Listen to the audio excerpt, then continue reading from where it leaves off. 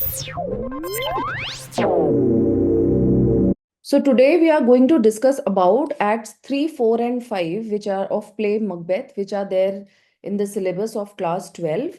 And in this video we are going to discuss all important points that you need to know, that you will be needing to write your answers, be it the 5 markers or 10 markers.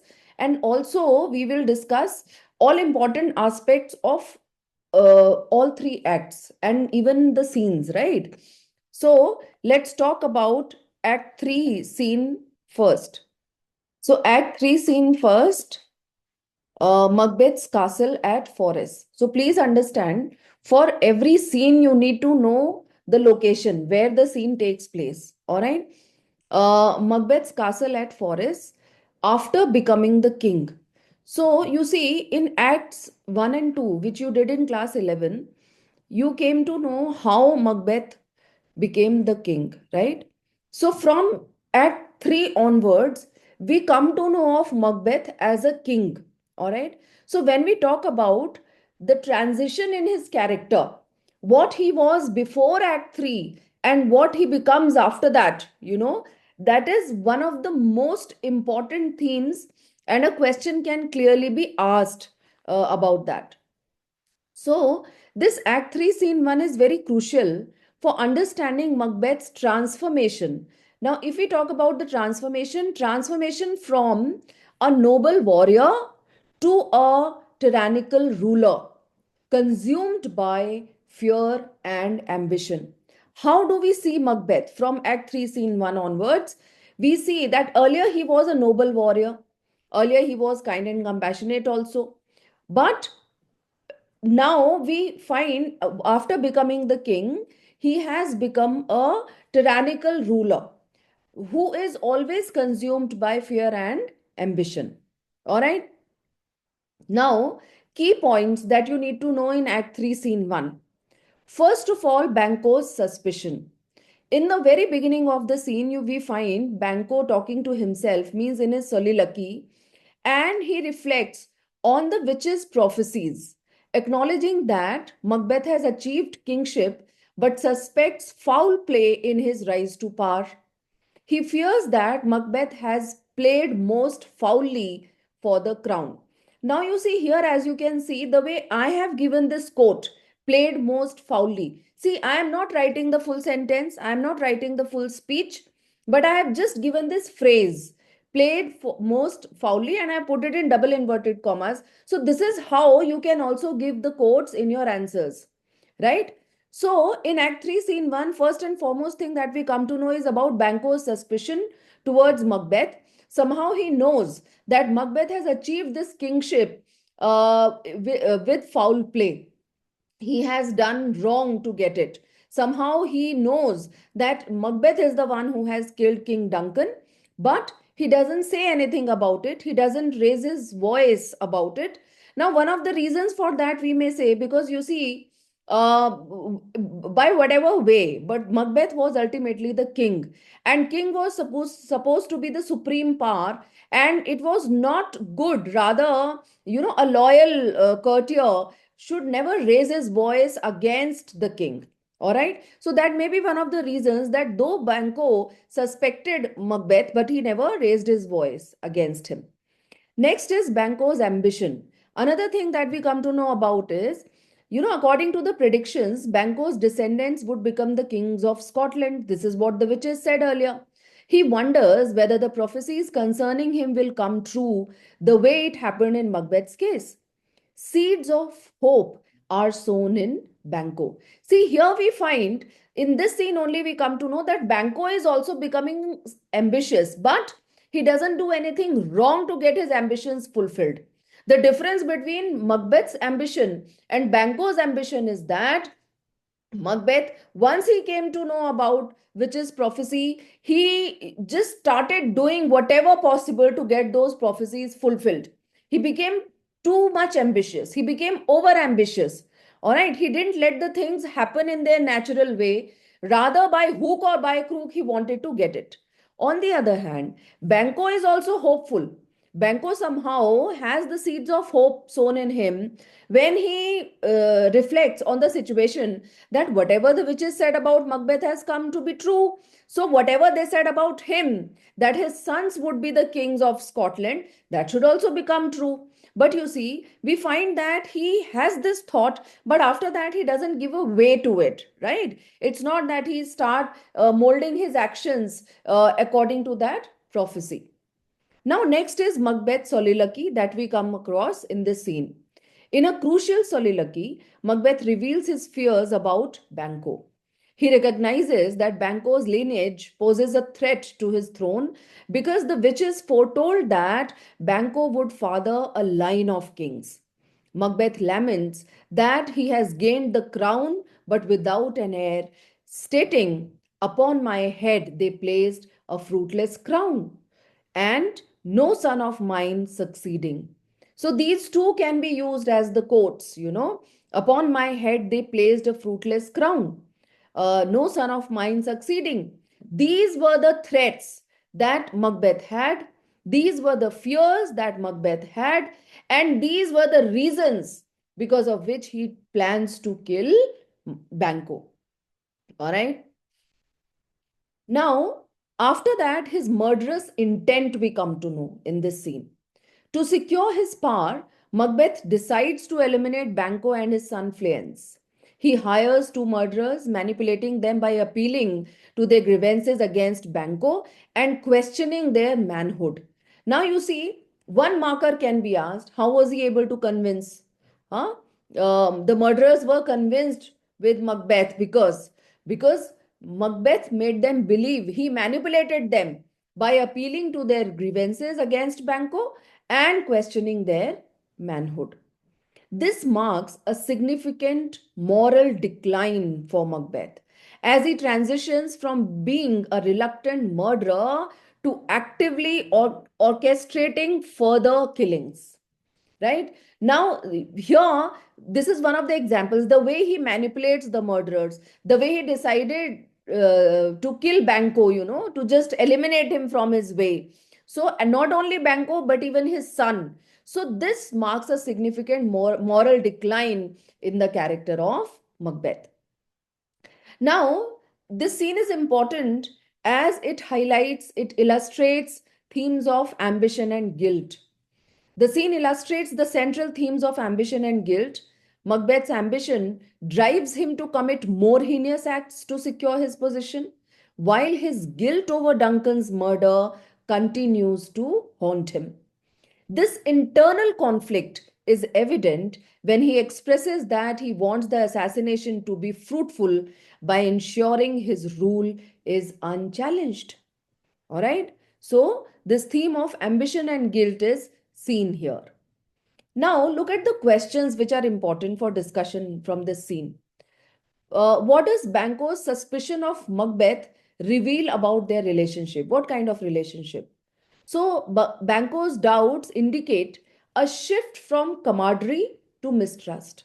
Earlier, Banquo used to consider Macbeth as part of his team. There was that feeling of team, loyalty, friendship, that camaraderie was there. All right. But now it shifts to mistrust. Why? Because Banquo doubts him, Banquo suspects him, highlighting the destructive nature of ambition. Now, you see, this can further be elaborated. You will give textual evidences. You will talk about what all happens between them, Banquo's soliloquy, Macbeth's soliloquy, all right, to support this point. I am discussing here with you in brief, but you can further elaborate on these points. My idea is to give you sufficient points to write your answers. And if you learn these, for example, whatever key elements I have told you in Act 3, Scene 1, similarly, I'll be telling you for other scenes as well. So if you are able to at least learn these points, I know there cannot be any question beyond these points, and you will have sufficient points to write in your answers. Next is, how does Macbeth soliloquy reflect his mental state? So it clearly reveals Macbeth's escalating paranoia. Now, paranoia is a word which you need to know, children. Paranoia actually means when you are in a state of mind where you feel that everybody is conspiring against you, where you feel that, you feel insecure about your position, and you always feel that, anybody can do anything to you, right? So that is Macbeth's escalating paranoia and desperation as he contemplates the threat posed by Banquo. So his soliloquy, on one hand, when we talk about deterioration in his character, when we talk about moral decline in his character, at the same time, we should also talk about this feeling of paranoia in him. Why? He is getting paranoid. He is getting paranoid every time he is desperate. Why? Because he wants his position to be unchallenged by anybody. Why is he doing all this? See, because whatever position he has got as a king, he got it by wrong means. That is why he is always in a fear of losing it. All right. So, this is what you need to know. Next is, in what ways does Macbeth manipulate the murderers? So, he uses psychological tactics, reminiscent of Lady Macbeth's earlier manipulation of him. The way Lady Macbeth earlier used his psyche, the tactics that she used to force him to murder King Duncan. The same kind of tactics, psychological tactics, even he used to influence, to provoke these murderers against Banquo. He questioned their bravery and framing Banquo as an enemy. What is the significance of the fruitless crown metaphor? This metaphor has been used by Macbeth, that where he says that, fruitless crown has been put on my head. So this metaphor emphasizes his realization that his power is meaningless without an heir to continue his lineage. Then, how does this scene foreshadow future events in the play? So, the decision to kill Banquo sets off a chain reaction of violence and guilt that ultimately leads to Macbeth's downfall. All right. So, that was all about Act 3, Scene 1. Now, let's come to Act 3, Scene 2, which takes place at Macbeth's palace at Forres. This scene, if we talk about, it's a descent into darkness and doubt. All right. So in Act 3, Scene 2, if we talk about the key elements, so we find here, first of all, troubled minds of Macbeth and Lady Macbeth. We come to know that their minds are not at peace. They are not at peace at all. They are not relaxed at all. Rather, they have troubled minds, disturbed minds. Then we come to know about Lady Macbeth's fear as well, Macbeth's mind and disguising feelings. These four are important points that cover the throughout plot of the scene. Now, look at the psychological state of Lady Macbeth. This is something very important in this scene. The scene shows us Lady Macbeth in a completely different form, in a completely different way, the way she used to be earlier. First of all, she is disillusioned and desperate. Please note these points. Because you see, when you have to write the character sketch of Lady Macbeth, which is actually very important, you will be needing these points. So she is disillusioned and desperate. She is experiencing remorse. We can come to know by this quote, "Knots had all spent." Huh? So from this, we come to know that she is experiencing regret. She is experiencing remorse, realizes that their desire for power brings no contentment. If you remember, she even says that the person whom we had put to death, somehow he has become free from all kinds of fears, but them haven't got any satisfaction after doing that, right? And Lady Macbeth becomes the victim of deep melancholy. So we come to know these four things about Lady Macbeth in this scene. Now, what about Macbeth? His inner turmoil. So, when we come to know about Lady Macbeth, at the same time, we also come to know about Macbeth's disturbed mind, inner conflict, inner turmoil that is going on. First and foremost is the psychological unrest. He says Macbeth's mind is full of scorpions. He says full of scorpions. Feels the murder of Duncan is incomplete. Believes threats to the throne remain. All right. So that is why he is having this unrest. Now, this speech is very important if you can learn it. Better be with the dead, whom we, to gain our peace, have sent to peace, than on the torture of the mind to lie in restless ecstasy. So, actually, these lines give us the clear cut indication of his psychological unrest, what he is feeling. He is not happy, he is not satisfied, not feeling content at all after killing King Duncan. He thought that after killing the king, and once he himself becomes the king, all everything will be sorted. This is what he must have expected. But quite opposite and quite contrary to that is happening to him, and that is what is disturbing him. Another fact that we come to know through this scene is declining relationship between Macbeth and his wife. The scene shows a decline in their relationship. Macbeth finds that he cannot live with himself. Lady Macbeth too is gnawed by discontent. Being lonely, Lady Macbeth sends a servant in order to speak to him as she no longer knows what is happening. Their relation has become much formal now.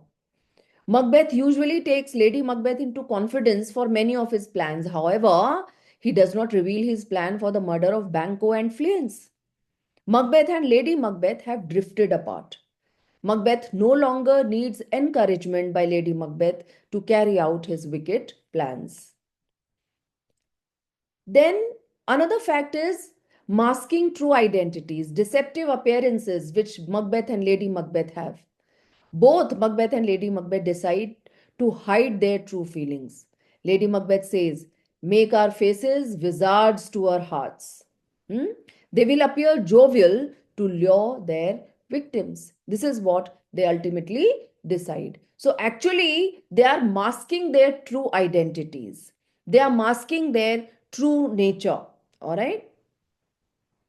Now, if we talk about the themes in this scene, we come across guilt, psychological deterioration, of course, the corrosive nature of ambition, and appearance versus reality. Foreshadowing is one of the devices that has been used in this scene.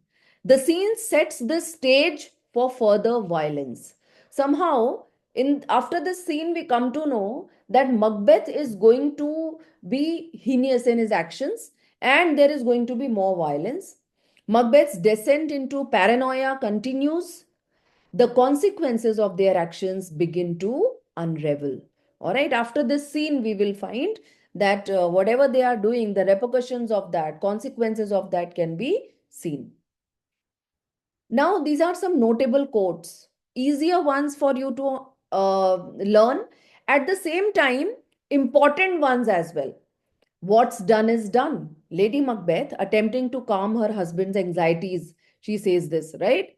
What's done is done. You can easily remember this. We have squashed the snake, not killed it. Macbeth says, expressing his ongoing fear.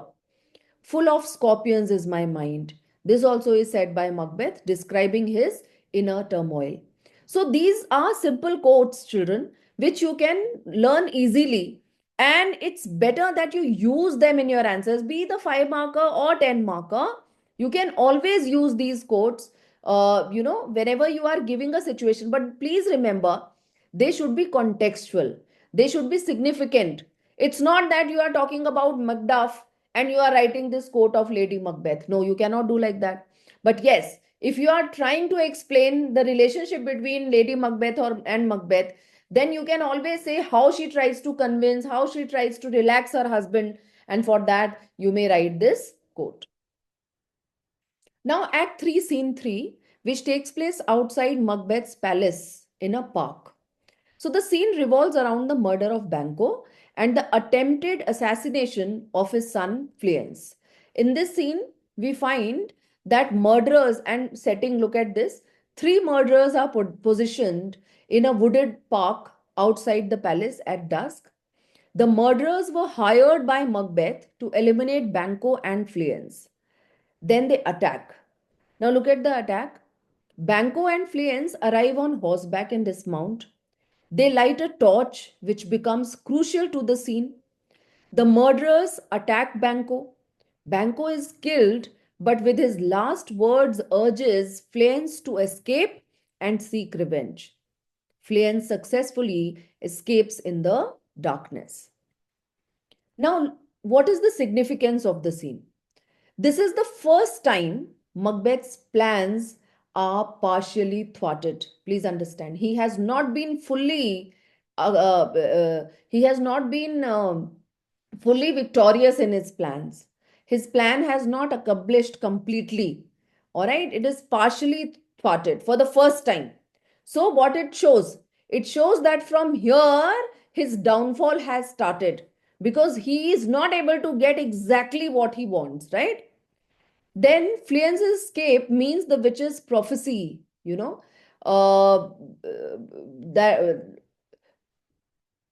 so Fleance's escape means witch's prophecy about Banquo's descendants becoming kings remains possible. There is a possibility for witch's prophecy to be fulfilled about Banquo, right? Now there are symbolic elements also in this scene. The scene represents a turning point in Macbeth's descent into paranoia and violence. The murder demonstrates Macbeth's increasing ease with killing. Once he kills Banquo and somehow he becomes successful in killing Banquo, it leads to his increasing ease with killing. Right? First he killed Duncan, now second murder is Banquo, and that is why he would be planning for others also, Macduff and anybody else, right? So it means that he can go to any extent. From here we come to know that he can go to any extent to secure his position as a king. Then there is elements of dramatic irony also in this scene. The murderers extinguish the torch, inadvertently helping Fleance escape. They report back to Macbeth that only partial success was achieved. It's ironical. Now look at some notable quotes. One is Banquo's dying words, of course. "O treachery, fly, good Fleance, fly, fly, fly. Thou mayst revenge, O slave." This powerful quote captures Banquo's final moments, urging his son to escape and potentially seek revenge in the future. Then murderer's realization. There is but one down. The son is fled. The third murderer acknowledges their partial failure in the assassination plot as Fleance escapes. Now, Act 3, Scene 4, the banquet scene. Very important, you will definitely get a question from this. This scene takes place in the Macbeth's palace. The scene marks Macbeth's transition from calculated murderer to increasingly unstable tyrant, demonstrating how unchecked ambition ultimately leads to self destruction. This is what the scene shows us. If we look at the progression of the scene, how the scene progresses, first of all, banquet begins. All right, Macbeth and Lady Macbeth welcome Scottish aristocrats to the royal feast.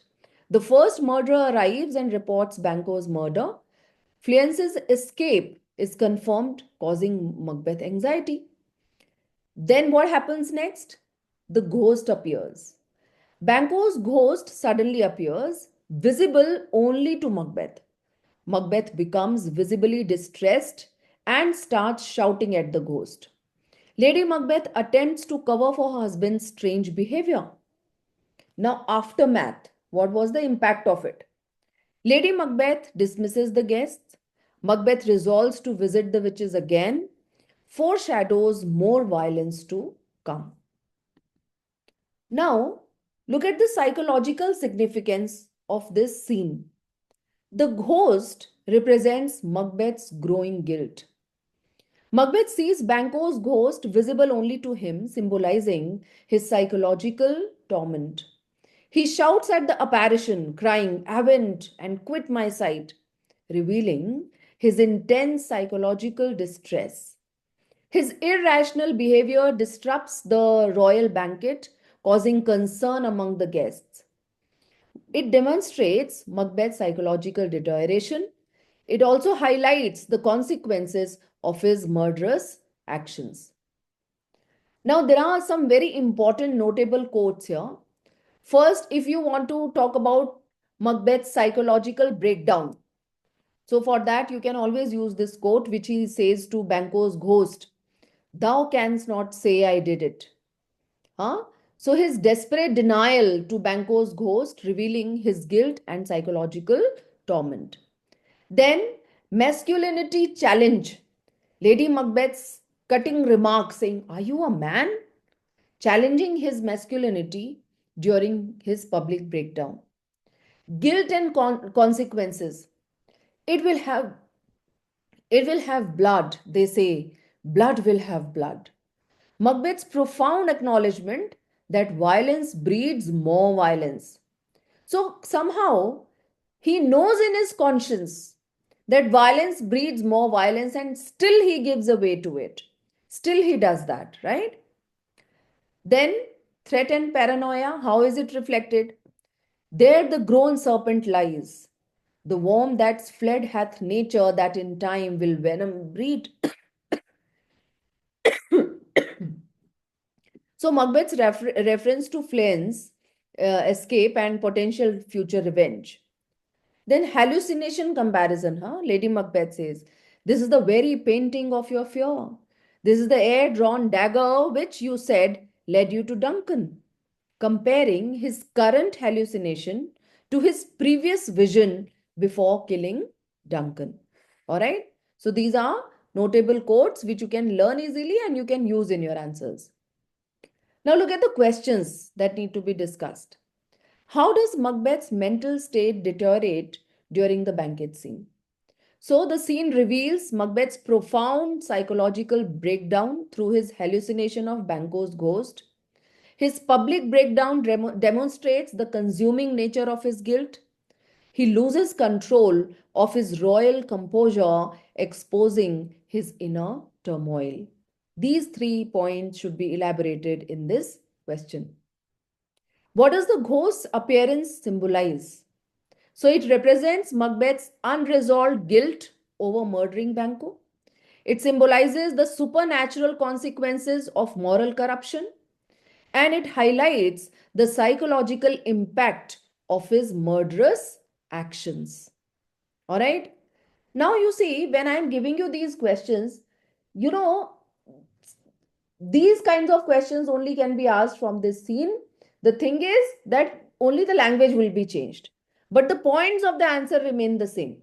If you prepare points the way I am giving you, if you prepare points from each scene like this, so you will be able to answer any question that is asked from that scene. All right. How does Lady Macbeth manage the situation? So she attempts to cover his erratic behavior. She challenges his masculinity to regain control. She tries to maintain the appearance of royal stability. And of course, further, we can say that ultimately, when she sees that, he was having it again and again, she dismisses the court, saying that he is not keeping well, right? What internal conflicts does Macbeth experience? So his internal conflicts are, first is he struggles between ambition and moral conscience. Then he experiences increasing paranoia about potential threats. He demonstrates the destructive power of unchecked political ambition. All right. So these are the basic points that reflect his inner conflict. Okay. Now let's talk about Act 3, Scene 5, which is second witch scene.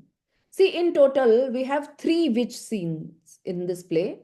First witch scene is the first one, opening scene, right? That you did in class 11. Now in class 12, you have 2 scenes of witches. This is the second one. It takes place on a heath. Heath is a barren, deserted place. This scene is pivotal in setting up Macbeth's eventual downfall by establishing the supernatural forces actively working to engineer his destruction. It is through this scene only that we come to know that Macbeth's downfall has begun. And one of the most important factors for his downfall was that supernatural forces have actively started working against him for his destruction. All right. So, in this scene, First of all, we have Hecate's entry. Hecate, who is the goddess of witchcraft. So the scene begins with thunder as Hecate confronts the witches. She scolds them for their reckless behavior in dealing with Macbeth, emphasizing that they acted without her guidance or consent. Now, look at Hecate's plan that we come to know in this scene. Despite her anger, Hecate outlines a plan to manipulate Macbeth further. She instructs the witches to prepare illusions and visions that will instill a false sense of security in him. This deception will ultimately lead him to his downfall, as he will become overconfident and disregard wisdom and caution. Now, this is what you need to understand, children. How was it that witches worked against Macbeth? Though they always spoke high of him, and at the same time, whatever they said proved to be true also. In the first scene, they addressed Macbeth as the king, and ultimately he became the king. So, what is wrong in that? But let me tell you, witches have always provoked a feeling, a desire in him, which led to ambition and which led him to do wrong, which ultimately concluded in his downfall, right? They used to manipulate him, all right, by calling him the king. See, they called Banquet also the father of kings, right? But Banquet was not somehow, he didn't get influenced. Only Macbeth got influenced. Why? Because Macbeth somehow in his conscience had that earlier. All right. So that is why he just got a hint and he started working on that. Now, second time they want to try this. Hecate very clearly outlines a plan that they have to prepare certain illusions and visions that will instill a false sense of security in him. Okay. Next is imagery and themes. The atmosphere is dark and ominous, reflecting the themes of fate versus free will and the deceptive nature of appearances. Hecate's declaration that security is mortal's chiefest enemy. Very important quote. Security is mortal's chiefest enemy underscores the dangers of overconfidence. All right. Then, notable quote, Hecate prophetically states, he shall spurn fate, scorn death, and bear his hopes above wisdom, grace, and fear. As you all know, security is mortal's chiefest enemy. So, this is the complete speech, but you can use this last line also whenever required. Act 3, Scene 5 serves as a critical turning point in the play, showcasing how external supernatural forces conspire to influence human actions. Hecate's intervention not only amplifies the play's themes of ambition and fate, but also sets in motion events that lead to Macbeth's inevitable downfall. Now the questions. Why does Hecate symbolize, what does Hecate symbolize in this scene? So she represents ultimate evil and manipulation, showcasing how darker forces can exploit human ambition. How does this scene foreshadow Macbeth's fate? Hecate's plan to deceive Macbeth suggests that his overconfidence will lead to his destruction, reinforcing the play's trajectory. What is the significance of the phrase, fair is foul and foul is fair? So, this paradox encapsulates the theme of deception.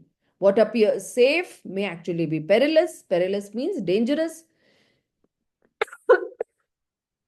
as seen in Hecate's manipulation of Macbeth. Next is Act 3, Scene 6, which shows political unrest and suspicion. The characters in this scene are Lennox and an unnamed lord. Location is Scotland.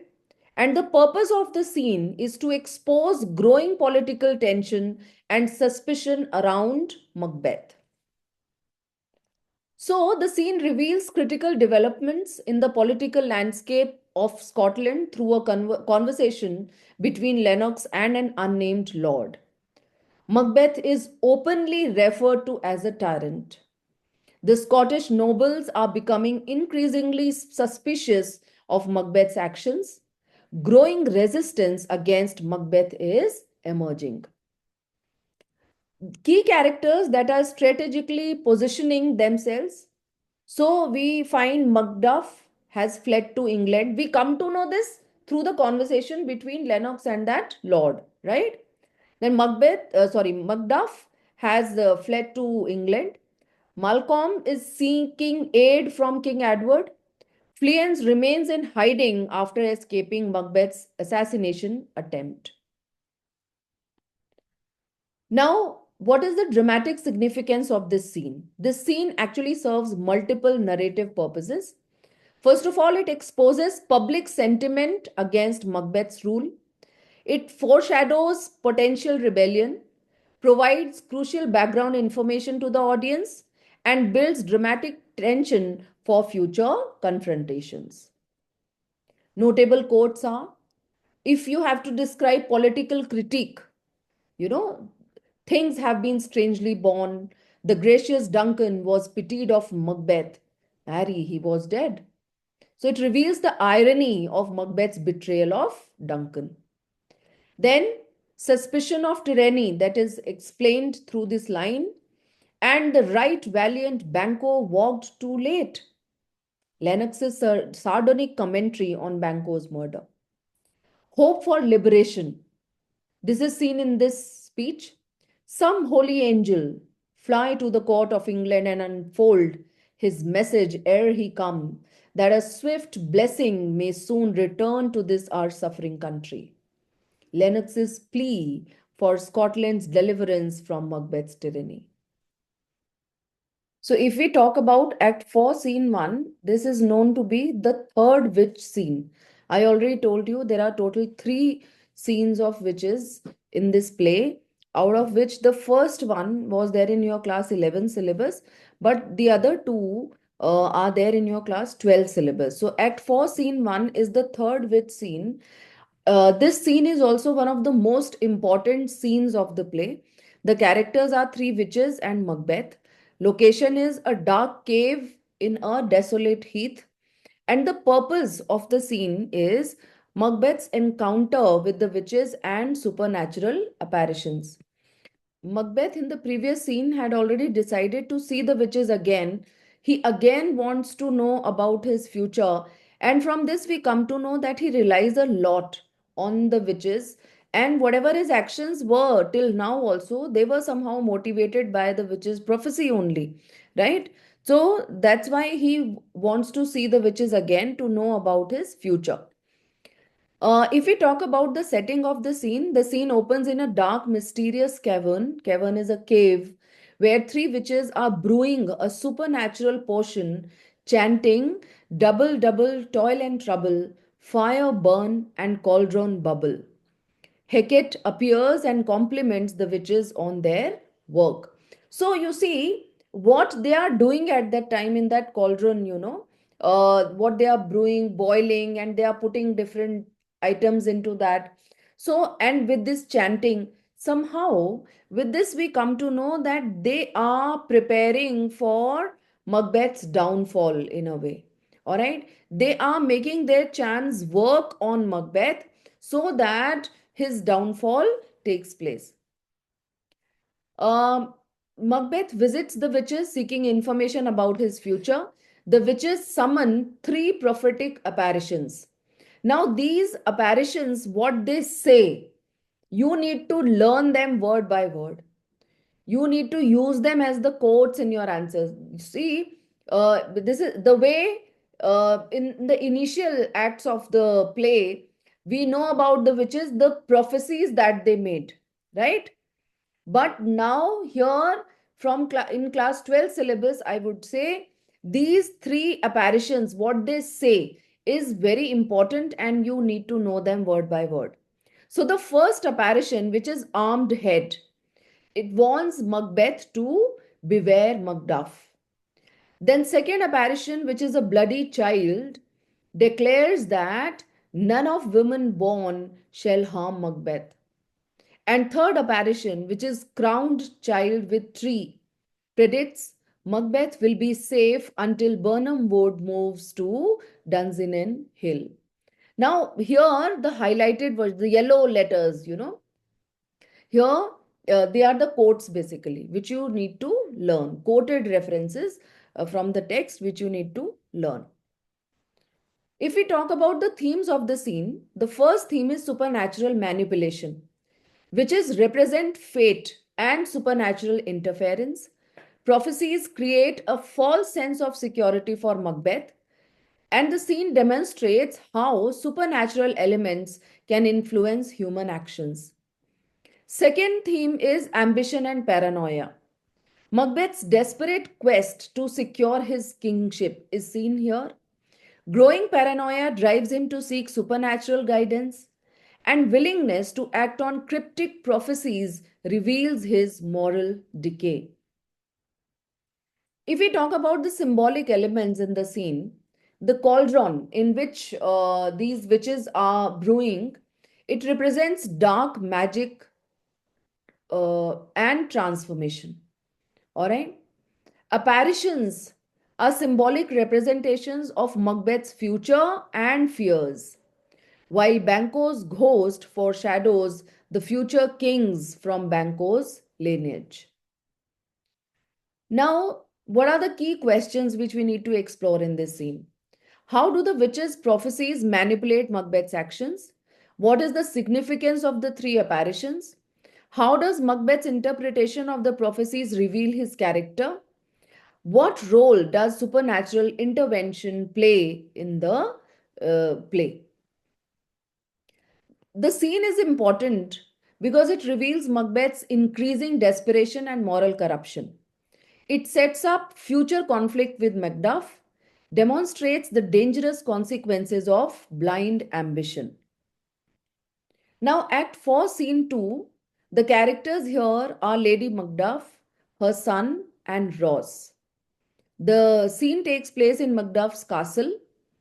The purpose of the scene actually is it's a tragic scene depicting brutal consequences of Macbeth's tyranny, set in Macduff's castle where Lady Macduff and her son face imminent danger. So the scene is an example. The whole scene actually is an example, is a proof of Macbeth's cruelty. It's a proof how his character has deteriorated to an extent that he kills a child and a lady who are innocent, right? So, if we talk about character dynamics here in this scene, Lady Macduff expresses anger and confusion about her husband's sudden departure. Poignant dialogue between Lady Macduff and her young son reveals the human cost of political turmoil. Ross attempts to provide context for Macduff's absence. The themes of the scene are betrayal and loyalty, contrasting perspectives on Macduff's action, innocence versus tyranny, demonstrated through the child's innocent dialogue, and political corruption, Macbeth's willingness to murder innocent family members. All right, these three are important points related to this scene. If we talk about the literary devices, the scene is ironical. Where is the irony lying? Lady Macduff's statements about her husband's supposed betrayal is really ironical. Extended metaphor of bird imagery representing vulnerability is also seen here. Paradox: fathered he is, and yet he is fatherless. Right? This contrary statement, which is known as paradox. The scene is important as it marks Macbeth's complete transformation into a ruthless tyrant. It motivates Macduff's future revenge. It demonstrates the personal cost of political ambition. It solidifies Macduff's motivation to overthrow Macbeth. It illustrates the breakdown of moral order in Scotland, and it foreshadows Macbeth's eventual downfall. If we have to talk about the questions related to the scene, the first question is, how does the scene reveal Macbeth's moral descent? Descent is decline. What does the interaction between Lady Macduff and her son reveal about innocence in a corrupt society? How does Shakespeare use this scene to build dramatic tension? And what symbolic significance does the murder of an innocent child carry? All right, these four are the questions that need to be thought upon. Next is Act 4, Scene 3. In this scene, the main characters are Malcolm and Macduff. Location is England before the King's Palace. This pivotal scene features Malcolm and Macduff discussing Scotland's political crisis and Macbeth's tyrannical rule. It talks about loyalty and kingship first.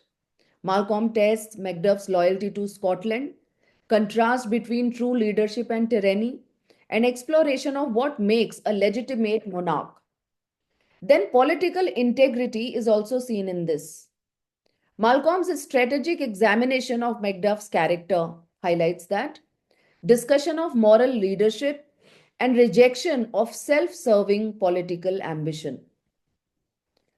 Let's talk about the significance of the scene. First is the symbolic significance.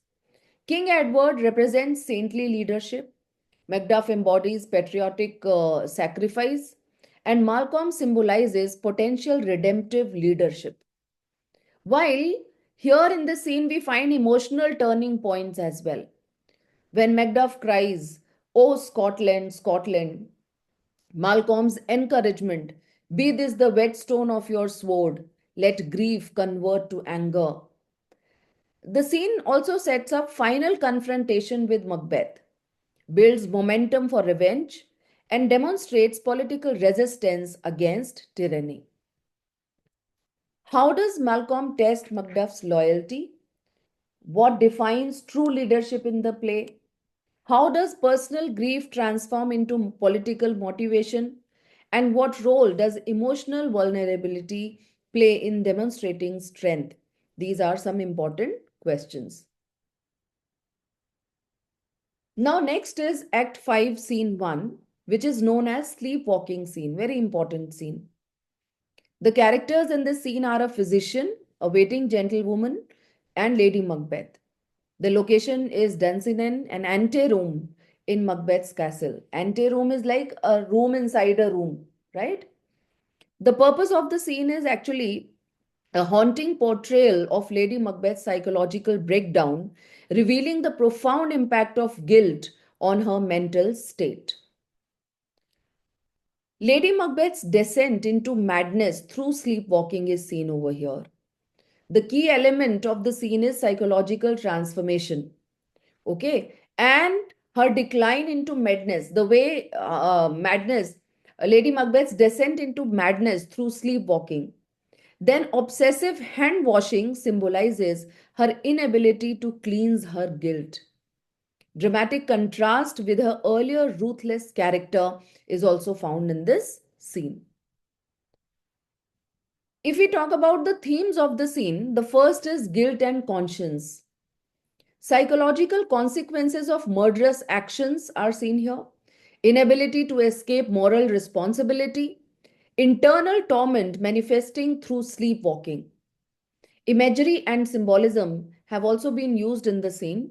Blood imagery representing unforgivable crimes, candle symbolizing fragile conscience, and sleepwalking as a metaphor for moral disintegration. Let's talk about dramatic significance of the scene. The scene demonstrates the psychological toll of unrestrained ambition which Lady Macbeth is having. It reveals the ultimate consequence of moral corruption, highlights the inescapable nature of guilt, foreshadows Lady Macbeth's eventual suicide, represents the moral judgment of the character's actions, and serves as a critical turning point in the play's tragic arc. Some key analytical questions which you need to analyze, which you need to think upon. How does Shakespeare use sleepwalking to reveal Lady Macbeth's psychological state? What transformation occurs in Lady Macbeth from Act 1 to Act 5? How does guilt manifest in Lady Macbeth's behavior? And what symbolic significance do the hand washing and blood imagery carry? The next scene is known as chorus scene, Act 5, Scene 2, chorus scene. So here we have characters like Menteith, Caithness, Angus, Lennox, soldiers. The location is the country near Dunsinane. Purpose is a pivotal scene depicting the collapse of Macbeth's tyrannical rule, featuring Scottish lords discussing the impending battle against the tyrant king. Here in this scene, we come across some political dynamics. Scottish lords openly criticize Macbeth's leadership, gathering of forces against the tyrant, and preparation for Malcolm's redemptive invasion. If we talk about the themes, the first is moral disintegration. Macbeth's complete loss of political legitimacy is found here. Erosion of loyalty among his followers, transformation from respected leader to isolated tyrant. There is a there is symbolic imagery as well. Metaphor of ill-fitting kingship, like a giant's robe upon a dwarfish thief, is what is said about him. Blood imagery representing moral corruption, and Burnham wood as a symbol of impending doom. If we talk about the significance of the scene is important from different perspectives. Foreshadowing of Macbeth's inevitable downfall, collective moral resistance against tyranny, restoration of legitimate political order, fulfillment of witches' prophecies, demonstration of collective moral judgment, preparation for final confrontation, evokes sense of justice, reveals the consequences of unchecked ambition, and illustrates the power of collective moral resistance.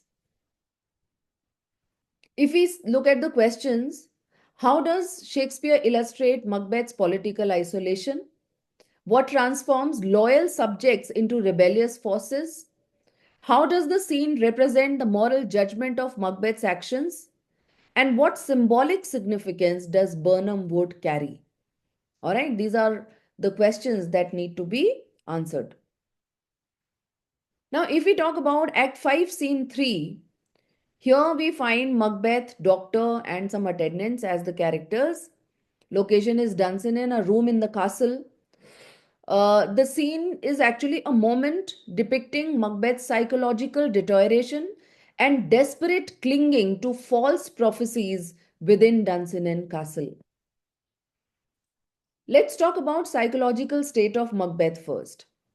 Macbeth's increasing isolation and paranoia, unjustified suspicion and mistrust on other people on their actions is what is known as paranoia. Defiant yet deeply anxious demeanor. He is defiant. He is always talking in his defense, and he is always, you know, uh, giving certain commands to defend himself. But at the same time, the kind of demeanor that he has, the appearance that he has, it seems deeply anxious. He is worried. Rejection of fear despite imminent defeat.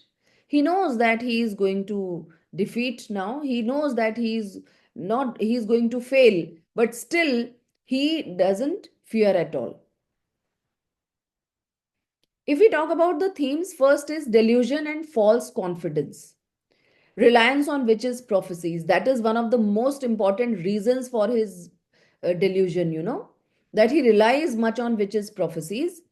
Misinterpretation of supernatural predictions and denial of impending doom.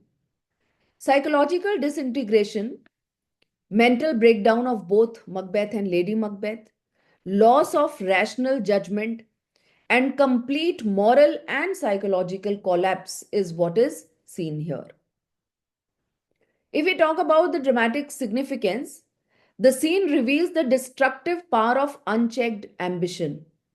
It illustrates the consequences of moral corruption, demonstrates the hollowness of tyrannical power, foreshadowing of Macbeth's ultimate defeat, breakdown of political and personal order, final stages of tragic downfall, evokes sense of impending tragedy, reveals the psychological toll of guilt, and demonstrates the emptiness of power obtained through murder or any other wrong means. If we look at key questions, how do the witches' prophecies create a false sense of security? Second, what demonstrates Macbeth's psychological deterioration? Third, how does Macbeth's leadership completely unravel? And fourth, what symbolizes Macbeth's final descent into madness? Now, Act 5, Scene 4, the characters involved are Malcolm, Old Siward, Young Siward, Caithness, Angus, Lennox, Rocks, these Scottish lords. Location is country near Dunsinane, a wood in view. A pivotal moment near Burnham Wood, featuring Malcolm's strategic military preparation against Macbeth's tyrannical rule. So, here in this scene, we find strategic military planning by Malcolm, Malcolm's innovative camouflage strategy, gathering of forces against Macbeth, and fulfillment of witch's prophecy about Burnham Wood. These are the three key elements that we find in this scene. If we talk about thematic insights here, the first is military strategy. Clever tactical approach to disguise armies' strength, collective resistance against tyranny, and symbolic transformation of nature into weapon. Second is political restoration. Malcolm's emergence as strategic leader is seen here, rebuilding legitimate political order and collective effort to overthrow oppressive regime. The significance of the scene is foreshadowing of Macbeth's inevitable downfall, of course, demonstration of strategic leadership, symbolic movement towards political restoration, literal interpretation of witch's prophecy, turning point in military confrontation, representation of hope against tyranny, and evoke sense of collective empowerment. Collective empowerment, why? Because when they all have collected, gathered against Macbeth, against tyranny, so of course it's going to be really powerful. How does Malcolm's strategy symbolize political transformation is an important question. What demonstrates Macbeth's political isolation? This has already been asked. How does the scene represent collective moral resistance? And what significance does Burnham Wood carry in the prophecy? Now, next is Act 5, Scene 5. In this scene, we find Macbeth, Seton, who is an attendant, and soldiers. The scene takes place in Dunsinane within the castle. The scene portrays the tragic downfall of Macbeth, marked by the death of Lady Macbeth and the fulfillment of witch's prophecy. So, first of all, look at Macbeth's psychological state. Macbeth initially displays overconfidence, relying on witches' prophecies for protection. He boasts about his castle's strength and his ability to withstand the siege.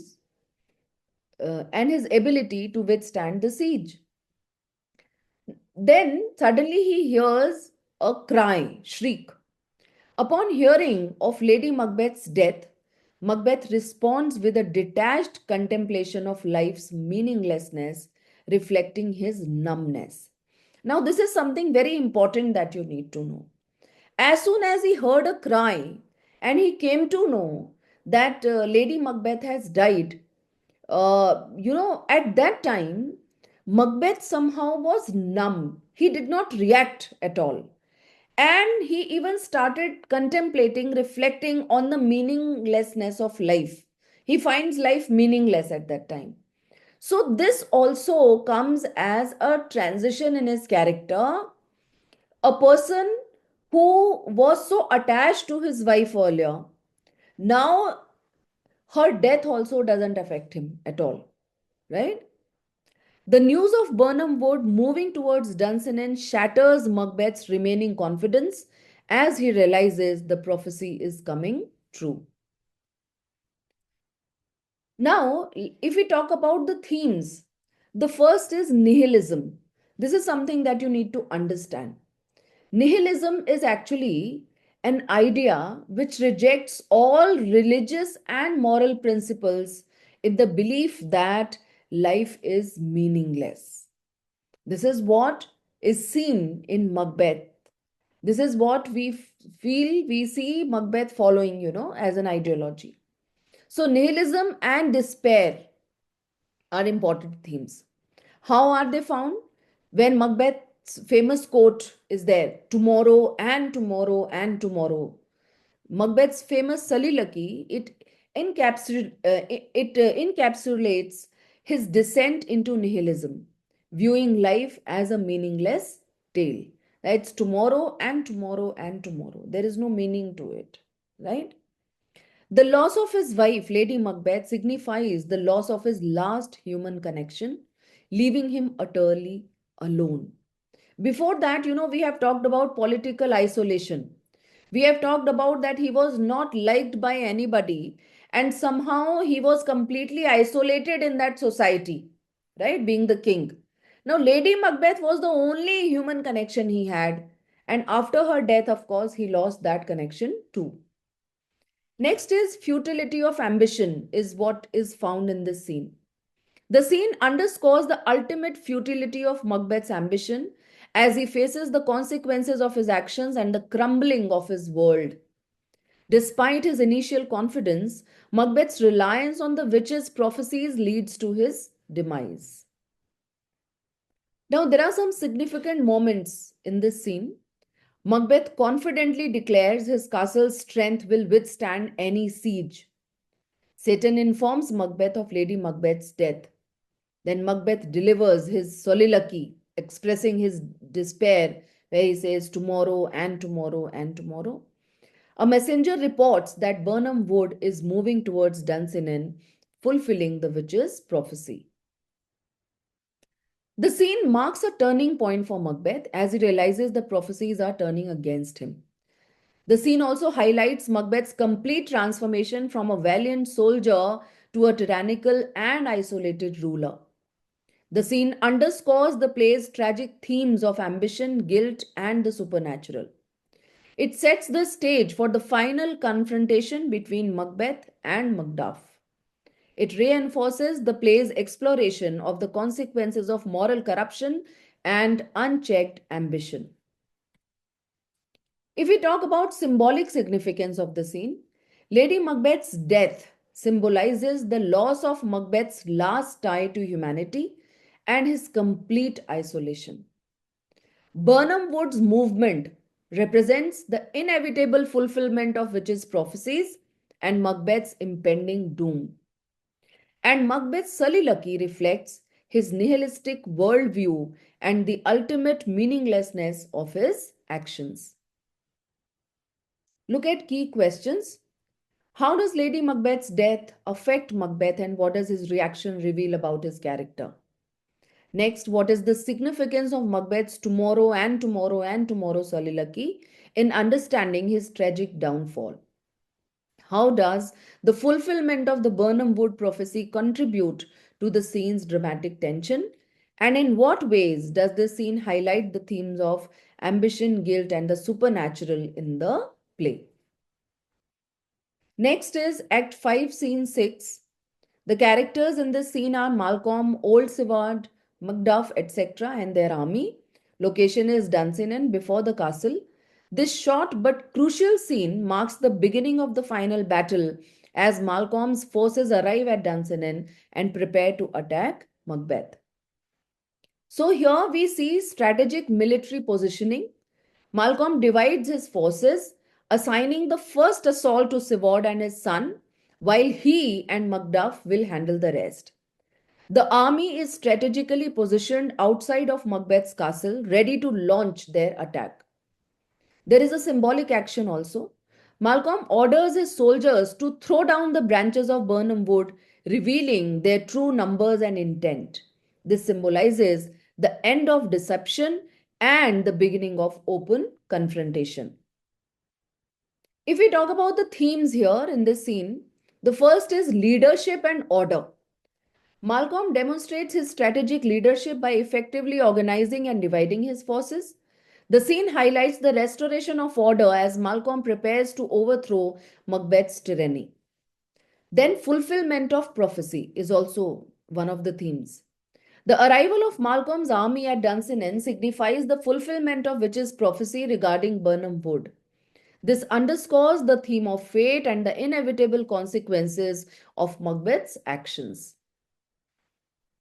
The scene is important as it marks the beginning of the final battle for the throne of Scotland. It highlights the strategic and moral preparations of Malcolm's forces.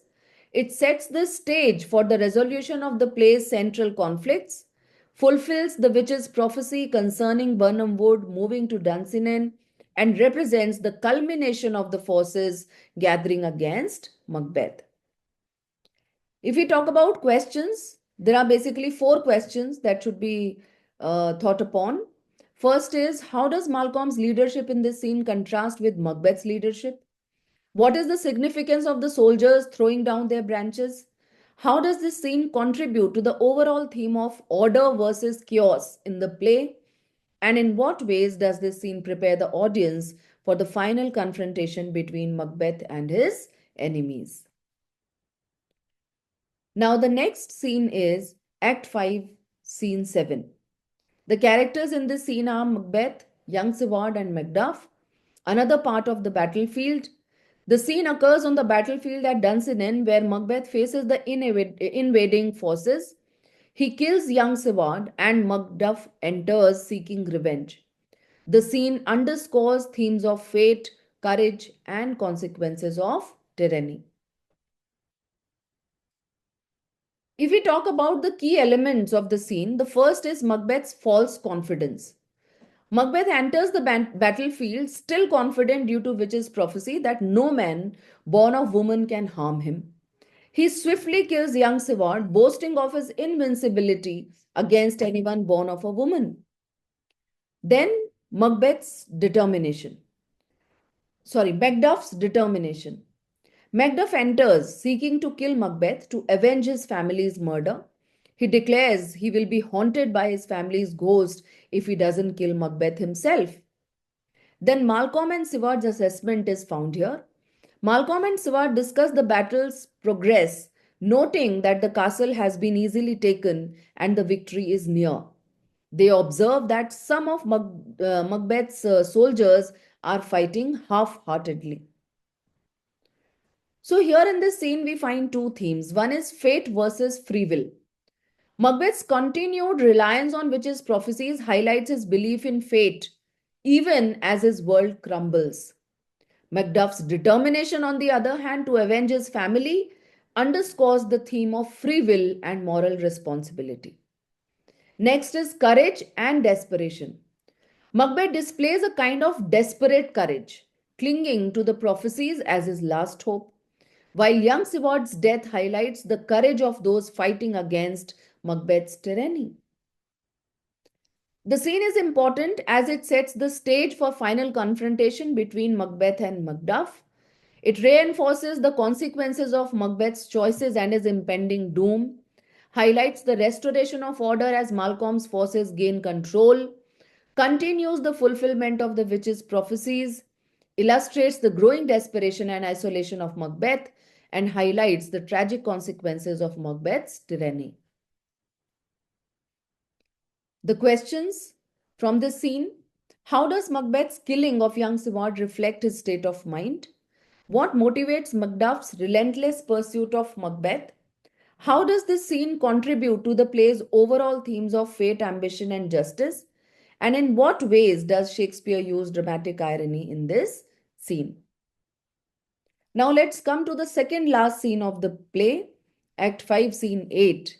And the main characters in this scene are Macbeth and Macduff. Another part of the battlefield. This climactic scene features the final confrontation between Macbeth and Macduff, resulting in Macbeth's death and the restoration of order in Scotland. So, there are three key elements in the scene. First is the duel. Macduff confronts Macbeth, seeking revenge for his family's murder. Macbeth initially tries to avoid Macduff, aware that he has killed Macduff's family. Macbeth boasts that he cannot be harmed by anyone born of woman, relying on the witch's prophecy. Macduff reveals he was untimely ripped in double inverted. These are quoted words, huh? Untimely ripped from his mother's womb, caesarean birth. Thus, not technically born of woman, shattering Macbeth's confidence. Then Macbeth's demise. Despite this revelation, Macbeth refuses to surrender and vows to fight to the end. Macduff kills Macbeth, fulfilling the prophecy and avenging his family. Then, restoration of order is the third element. Macduff presents Macbeth's head to Malcolm, proclaiming him the King of Scotland. Malcolm declares that his thanes will be made earls according to the English system of peerage, the first such lords in Scottish history. Malcolm invites all to see him crowned at Scone. If we talk about the themes, first is fate versus free will. Macbeth's reliance on the witch's prophecies ultimately leads to his downfall, but he still makes the choice to fight. Macduff's determination to avenge his family underscores the theme of free will and moral responsibility. Next, ambition and its consequences. Macbeth's unchecked ambition leads to tyranny, death, and ultimately his own demise. The scene highlights the destructive nature of ambition and the importance of moral boundaries, justice, and revenge. Macduff's quest for revenge is fulfilled, bringing justice for the murder of his family and the suffering he has caused to Scotland. The scene underscores the theme of justice and the restoration of order. If we talk about the significance of the scene marks the climax of the play and the resolution of its central conflicts, highlights the consequences of Macbeth's choices and his tragic downfall. It signifies the restoration of order and the promise of a better future for Scotland, fulfills the witch's prophecies, demonstrating the power of fate and the supernatural, and provides a sense of closure and catharsis for the audience. The key questions from the scene: how does the final confrontation between Macduff and Macbeth resolve the play's central conflicts?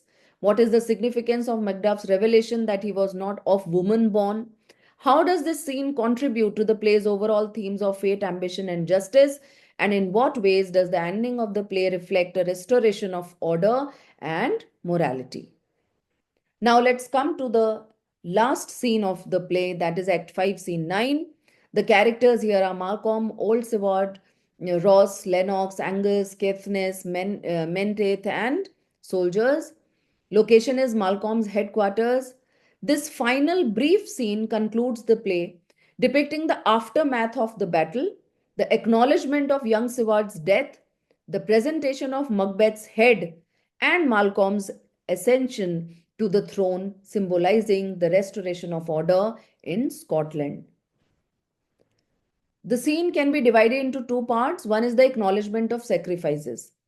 Malcolm recognizes the sacrifices made by his allies in defeating Macbeth's tyranny, setting a tone of both victory and solemnity. Ross informs Seward of young Seward's death, but Seward is consoled knowing his son died bravely in the battle. Triumphant return. Macduff enters with Macbeth's severed head, a powerful symbol of justice and the end of Macbeth's corrupt reign. Macduff hails Malcolm as the new king of Scotland. Third is restoration of order. Malcolm emphasizes restoration and renewal, promising to repair the damage caused by Macbeth's rule. He announces new titles for his thanes, renaming them as earls, and plans to call back all exiled friends. Malcolm mentions Lady Macbeth's likely suicide. He invites everyone to his coronation at Scone, signaling a return to legitimacy and unity in Scotland. If we talk about the theme, the first theme is restoration of order and justice. The scene provides closure to the play's central conflict, reaffirming its moral and political themes. Macduff's act completes his role as the agent of vengeance and retribution, fulfilling the prophecy that Macbeth would fall to a man not born of a woman. Second theme is leadership and renewal. Malcolm's speech emphasizes themes of restoration and renewal, promising to repair the damage caused by Macbeth's rule. His decision to introduce the title of Earl reflects the influence of English support in his victory, symbolizing Scotland's movement towards a more stable political order. If we talk about the significance of the scene serves as the resolution of Macbeth, providing closure to the play's central conflict. It emphasizes themes of restoration and renewal, as already discussed, brings the play to a hopeful conclusion. Macduff's entrance bearing Macbeth's severed head is a powerful visual symbol of justice and the end of Macbeth's corrupt reign. By inviting his thanes to scorn for his coronation, Malcolm signals a return to legitimacy and unity in Scotland. Now, there are some symbolic elements. Macbeth's severed head symbolizes the end of his corrupt reign. Malcolm's coronation signifies a return to legitimacy and unity in Scotland. And Malcolm's speech represents themes of restoration and renewal. Key questions: how does the scene resolve the central conflicts of the play? What is the significance of Macduff presenting Macbeth's head to Malcolm? How does Malcolm's speech emphasize themes of restoration and renewal? And in what ways does this final scene provide a sense of closure and balance? So, in this way, we have discussed all important points related to all scenes of Macbeth in Acts 3, 4, and 5, which are there in your syllabus. I hope it will help you out in summarizing and learning the points which can further be used to write the answers. If you prepare these questions, scene wise questions that have been given, you will find that you will be able to answer any question that comes from anywhere. All right. So, that's all for today.